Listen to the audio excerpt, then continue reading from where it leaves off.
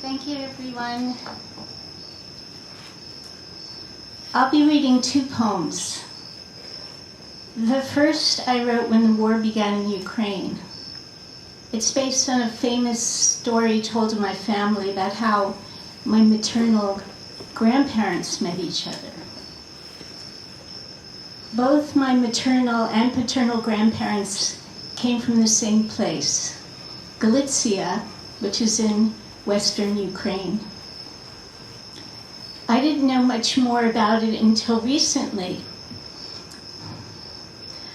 I would like to dedicate this poem to our spiritual sister, Natalia Kashuk, who was a casualty of the war. She was killed in the city of Donetsk.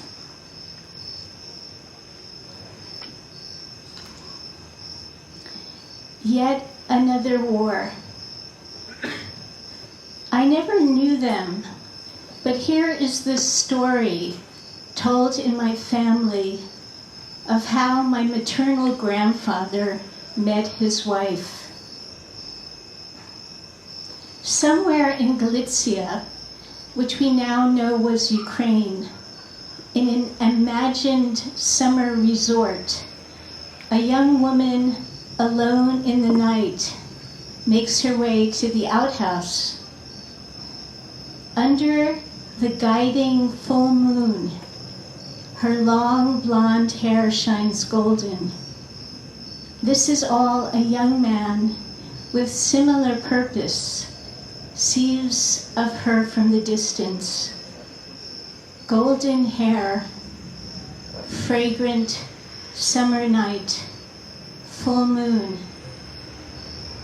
Certain it is love and resolute, he succeeds in the coming days to find and woo her.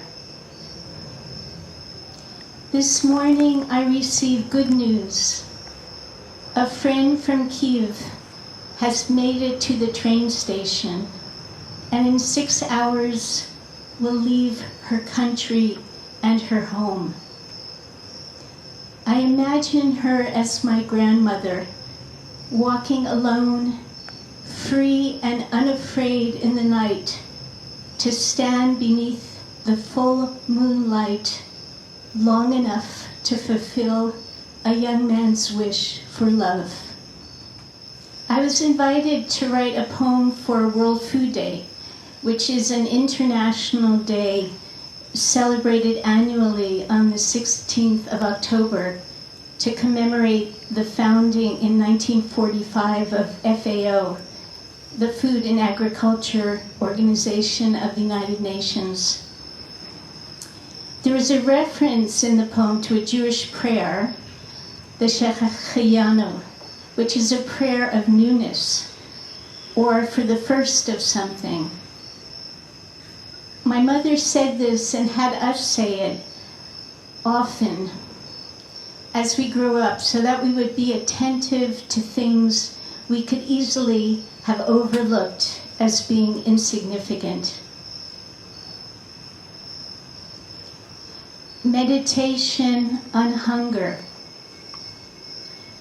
So this was our harvest, a single tomato from 2 vines. Some said there was too much sun or too much rain, but we got what we got. Be grateful, I said, with wisdom that came from thinking about hunger for many days and images and words that had shattered my imagination. At 12, an old man rummaging through the trash for food on my first field trip to the UN. At 14, kwashiorkor, the potbellies and slatted ribs of Biafran children, and forever the ghost faces of the newly liberated from the concentration camp Dachau.